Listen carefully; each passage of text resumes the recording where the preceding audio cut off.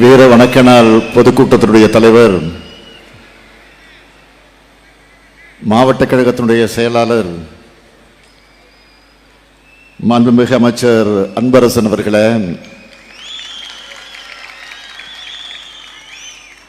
கழகத்தினுடைய பொருளாளர் திருப்பெரும்புதூர் நாடாளுமன்ற உறுப்பினர், மக்களவை குழுவுடைய தலைவர் அருமை சகோதரர் டி.ஆர். பாலு அவர்களே, காஞ்சிபுரம் நாடாளுமன்ற உறுப்பினர் செல்வம் அவர்களே, கழகத்தின் தீர்மான குழுவின் செயலாளர் அன்புக்குரிய வைத்திலிங்கம் அவர்களே, தாம்பரம் மாநகரத்தினுடைய செயலாளரும் சட்டமன்ற உறுப்பினருமான எஸ்.ஆர். ராஜா அவர்களே, சட்டமன்ற உறுப்பினர்கள் இ. கருணாநிதி அவர்களே, வரலட்சுமி மதுசூதன் அவர்களே, வணக்கத்திற்குரிய தாம்பரம் மேயர் வசந்தகுமாரி அவர்களே, துணை மேயர் காமராஜ் அவர்களே, தலைமை கழகத்தால் நியமிக்கப்பட்டிருக்கக்கூடிய தொகுதி பார்வையாளர்களே மற்றும் மாவட்ட, மாநகர, நகர பகுதி, ஒன்றிய, பேரூர், வார்டு கிளைக்கழகத்தினுடைய நிர்வாகிகளே, கழகத்தின் அனைத்து அணிகளை சார்ந்திருக்கக்கூடிய அமைப்பாளர்களே, துணை அமைப்பாளர்களே, இயக்கத்தினுடைய முன்னோடிகளே, கழக செயல் வீரர்களே, பெரியோர்களே, தாய்மார்களே, தொலைக்காட்சி பத்திரிகை உலக நண்பர்களே, நிறைவாக நன்றி நல்க இருக்கக்கூடிய மாவட்ட மாணவரணி அமைப்பாளர் பிரபு அவர்களே, என் உயிரோடு கலந்திருக்கக்கூடிய தலைவர் கலைஞர் அவர்களின் உயிரினும் உயிரான அன்பு உடன்பிறப்புகளே, உங்கள் அனைவருக்கும் என்னுடைய அன்பான வணக்கம். திராவிட முன்னேற்ற கழகத்தின் சார்பில் ஒவ்வொரு ஆண்டும் ஜனவரி 25ஆம் தேதி தமிழகம் முழுவதும் மாவட்ட தலைநகரங்களில், நகரப் பகுதிகளில், ஒன்றிய பகுதிகளில், ஏன் குக்கிராம பகுதிகளில் தொடர்ந்து இது போன்ற கூட்டங்களை, வீர வணக்க நாள் கூட்டங்களை, தமிழுக்காக உயிர் நீத்திருக்கக்கூடிய தியாக சீரர்களுக்கு வணக்கத்தை செலுத்துகிற வகையில் நாம் தொடர்ந்து நடத்தி வருகிறோம். அந்த வகையில் இன்றைக்கு காஞ்சிபுரம் மாவட்ட திராவிட முன்னேற்ற கழகத்தின் சார்பில் இந்த பல்லபுரத்தில் நடைபெற்றுக் கொண்டிருக்கக்கூடிய இந்த மாபெரும் பொதுக்கூட்டத்தில் உங்கள் அனைவரையும் சந்தித்து உரையாற்றக்கூடிய வாய்ப்பை பெற்றமைக்கு நான் பெருமைப்படுகிறேன், மகிழ்ச்சி அடைகிறேன். வாய்ப்பை ஏற்படுத்தி தந்திருக்கக்கூடிய மாவட்ட கழகத்திற்கும், பல்லபுரம் நகரத்திற்கும், பல்லபுரம் கழக முன்னோடிகளுக்கும், தோழர்களுக்கும் நான் நன்றி தெரிவிக்க விரும்புகிறேன். உலங்கவர் ஓவியமே, உற்சாக காவியமே, ஓடை நறுமலரே, ஒளியமிழ் புதுநிலவே, அன்பே, அமுதே, அழகே, உயிரே, இன்பமே, இனிய தென்றலே, பணியே, கனியே, பழரச சுவையே, மரகத மணியே, மாணிக்க சுடரே, மண்பத விளக்கே என்றெல்லாம் தமிழை அழைக்க தோன்றுகிறது. இருந்தாலும் தமிழை தமிழே என்று அழைக்கக்கூடிய சுகம் வேறு எதிலும் கிடையாது என்று தலைவர் கலைஞர் அவர்கள் அடிக்கடி குறிப்பிட்டு சொல்லியிருக்கிறார். அப்படிப்பட்ட தமிழை காப்பதற்காக, தமிழ் மொழியை காப்பதற்காக தன்னை உயிரை நீத்திருக்கக்கூடிய தியாகச் சீலருக்கு நடைபெறக்கூடிய வீர வணக்க நாள் கூட்டம்தான் இந்த கூட்டம். வீழ்வது நாமாக இருப்பினும் வாழ்வது தமிழாக இருக்கட்டும். உடல் மண்ணுக்கு, உயிர் தமிழுக்கு. ஓடி வந்த இந்தி பெண்ணே கேள், நீ தேடி வந்த கோழையுள்ள நாடிதல்லவே என்று முழக்கங்களை எழுப்பி தமிழ்நாட்டின் தெருக்கல்ல திரண்டு வந்து தங்கள் இன்னுயிரை தந்து தமிழை காத்த மொழிப்போர் மறவர்களுக்கு முதல்ல என்னுடைய வீர வணக்கம், தமிழ் வணக்கம். தமிழ் தாயின் தியாக பிள்ளைகளே, தலைப்பிள்ளைகளே, உங்களை வணங்குகிறேன். இன்று காலை மூலக்கொத்தளத்திலே மொழிப்போரின் முதல் தியாகிகளாக இருக்கக்கூடிய நடராஜன், தாளமுத்து ஆகியோருடைய புதுப்பிக்கப்பட்ட நினைவிடத்தை திறந்து வச்சு என்னுடைய வணக்கத்தை செலுத்திட்டு தான் இந்த கூட்டத்துக்கு வந்திருக்கிறேன். எழும்பூர்ல இருக்கக்கூடிய தலைவர் கலைஞர் அவர்களால் உருவாக்கப்பட்ட தாளமுத்து நடராஜன் மாளிகையில் அவங்களுடைய திருவுருவச் சிலைகளையும் நம்முடைய அரசு விரைவில் நிறுவ இருக்கு. விடுதலை சிறுத்தை கட்சியினுடைய தலைவர் மதிப்பிற்குரிய திருமாவளவன் அவர்கள் எடுத்து வைத்த கோரிக்கை அந்த கோரிக்கை. ஆக அந்த கோரிக்கை நிறைவேற்றக்கூடிய வகையில் விரைவில் அங்கு இருவருடைய சிலையும் நிறுவ இருக்கிறது என்பதை நான் இங்கு மகிழ்ச்சியோடு தெரிவித்துக் கொள்ள விரும்புகிறேன். கட்டாய இந்தியை எதிர்த்து மறியல் நடத்தி ஊர்வலம் போனதற்காக சிறை தண்டனை பெற்றவர் டாக்டர் தர்மம்பால் அவர்கள். இந்திய எதிர்ப்பு போர்ல பெண்கள் பங்கேற்போடு அதனுடைய அடையாளம் தான் அவர். அவருடைய நினைவிடத்திலேயும் என்னுடைய வணக்கத்தை செலுத்தின. காலையில் திராவிட இயக்க தீரர்களே, மொழிப்போர் வீரர்களே, உங்கள் தியாகம்தான் இன்றைக்கும் எங்களை இயக்கிக்கிட்டு இருக்கு. பல்வேறு காலகட்டங்களில் இந்தி திணிப்பை எதிர்த்து நாம நடத்தின வரலாறு தான் மொழிப்போர். இன்னைக்கும் வாய்ப்பு கிடைக்கும் போதெல்லாம் இந்தியை திணிக்கலாமா, சமஸ்கிருதத்தை திணிக்கலாமா என்றுதான் ஒன்றிய ஆட்சியாளர்கள் முயற்சி பண்ணிக்கிட்டு இருக்காங்க. அன்னை தமிழை அழிக்க அந்நிய இந்தி நுழைக்கப்படுகிறது. 1938 ஆண்டு தொடங்கின நேரத்தில் இந்தி திணிப்பை கடுமையாக எதிர்த்து தந்தை பெரியார் சிறை சென்றார். நடராஜனும் தாளமுத்துவும் சிறைக்களத்தில் உயிர் தியாகம் செஞ்சாங்க. இது அரசியல் போராட்டம் அல்ல, பண்பாட்டு போராட்டம்னு தந்தை பெரியார் சொன்னார், அடையாளப்படுத்தினார். அது மட்டுமல்ல, எச்சரிக்கையாக ஒன்றை சொன்னார்.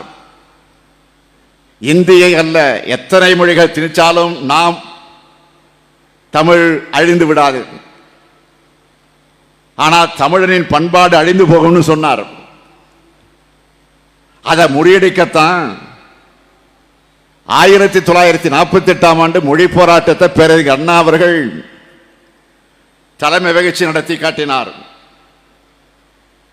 பேரறிஞர் அண்ணா அவர்கள் உறுதியாக சொன்னார், தெளிவாக சொன்னார், மொழி ஆதிக்கம் நிர்வாக ஆதிக்கத்துக்கு இடமேற்படுத்தும், அது பொருளாதார ஆதிக்கத்துக்கு வழிகோலும், பிறகோ தமிழர்கள் அரசியல் அடிமையாக துன்பப்படுவார்கள் சொன்னார். அடுத்த 3வது இந்திய திணிப்பு, அந்த இந்திய திணிப்பு எதிர்ப்பு போராட்டமானது 1963 ஆண்டு இந்திய எதிர்ப்பு போராட்ட குழு தலைவராக நம்முடைய முத்தமிழறிஞர் தலைவர் கலைஞர் அவர்களை தலைமை கழகம் அறிவித்தது. தமிழ்நாடு முழுக்க மறியல் போராட்டம், சட்டப்பிரிவினர்கள் எரிக்கக்கூடிய போராட்டம்னு இந்திய எதிர்ப்பு போரை நடத்தினார் தலைவர் கலைஞர் அவர்கள். இப்படி தமிழ்நாடு முழுக்க 1963, 64, 65 ஆகிய 3 ஆண்டு காலம் நடந்த மொழி போராட்டத்தின் மைய புள்ளியாக திராவிட முன்னேற்ற கழகம் இருந்துச்சு. அதனாலதான் 1965 இந்திய எதிர்ப்பு போராட்டத்தை தூண்டுவதற்காக இந்திய பாதுகாப்பு சட்டத்தின் கீழ் கைது செய்யப்பட்டு தலைவர் கலைஞர் அவர்களை பாளையங்கோட்டைகளை தலைமைச் செயலை கொண்டு போய் அடைத்து வைத்தார்கள். இந்த 3வது மொழி போர்க்களத்தில் ஏராளமான கழக தொண்டர்களும் மொழி உணர்வாளர்களும் தங்களுடைய உயிரை கொடுத்து போராடினாங்க.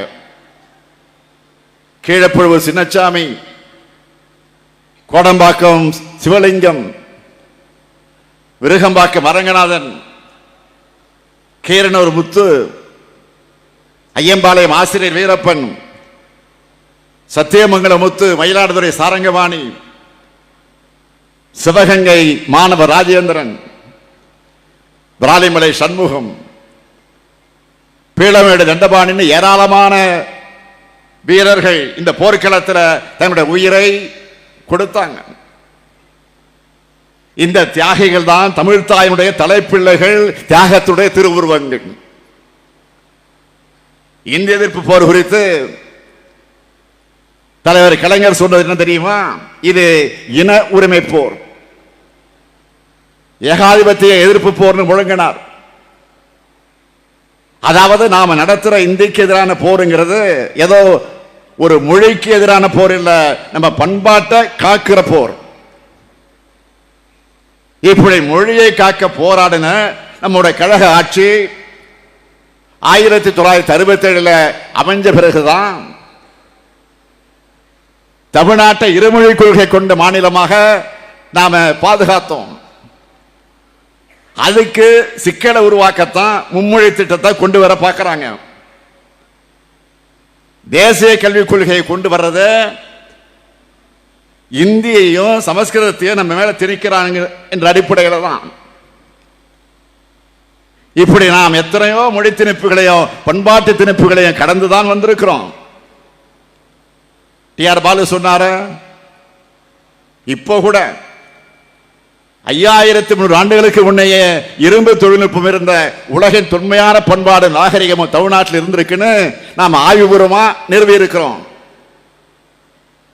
இந்த கண்டுபிடிப்பு நாம் வாழுகிற காலத்தில், அதுவும் நான் ஆளுகிற காலத்தில் நிகழ்ந்திருக்கிறது என்பது பெரும் மகிழ்ச்சிக்குரிய என்னை உள்ள அன்போடு கொடுத்துக் கொண்டிருக்கிறது. ஆனா இந்த அறிவுபூர்வமான ஆய்வு முடிவுகளை கூட சிலரால் ஏற்றுக்க முடியல. அதுக்கான காரணத்தை நான் சொல்லித்தான் தெரியணுமா என்ன? இப்படிப்பட்ட தொல் சமூகமான தமிழ் சமூகம் மேல ஆரிய மொழிய நேரடியாக திணிக்க முடியலன்னு பள்ளிகள் மூலமா, பல்கலைக்கழகம் மூலமா திணிக்க நினைக்கிறாங்க. மாநில அரசு நிதியால, தமிழ்நாட்டு மக்களுடைய உழைப்பால உருவாக்கப்பட்ட பல்கலைக்கழகங்களுக்கு துணைவேந்தரை மட்டும் ஆளுநர் நியமிப்பாரா? நான் கேட்க விரும்பும்போது, உயர்கல்வி நிறுவனங்களை உருவாக்க நிலம் கொடுத்து அதை வார்த்தெடுத்து வளர்த்தெடுத்து கட்டடங்களை கட்டி பேராசிரியர்களுக்கு சம்பளம் வழங்குகிற எங்களுக்கு பல்கலைக்கழக வேந்தரை நியமிக்க தெரியாதா? ஏன் மக்களால் தேர்ந்தெடுக்கப்பட்ட முதலமைச்சர் வேந்தராக இருக்கக்கூடாது? அண்மையில் யுஜிசி வரைவு நெறிமுறைகளை கொண்டு வந்திருக்கிறாங்க. அதை திரும்ப பெறணும்னு நாட்டிலே முதல் முறையா நாம தான் சட்டமன்றத்தில் தீர்மானம் கொண்டு வந்தோம்.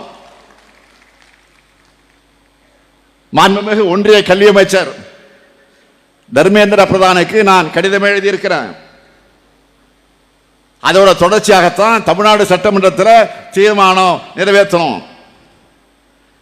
நாம நிறைவேற்றின மாதிரி உங்க மாநில சட்டமன்றத்தில் தீர்மானம் நிறைவேற்றுங்கன்னு இந்தியா கூட்டணி ஆளக்கூடிய மாநில முதலமைச்சர்களுக்கு நான் கடிதம் எழுதினேன். தமிழ்நாட்டை தொடர்ந்து கேரள சட்டமன்றத்தில் இப்போ தீர்மானம் நிறைவேற்றி இருக்கிறாங்க. கர்நாடக அரசும் எதிர்த்து கொண்டிருக்கிறது. பல்கலைக்கழகம் உருவாக்குறது மாநிலங்கள்.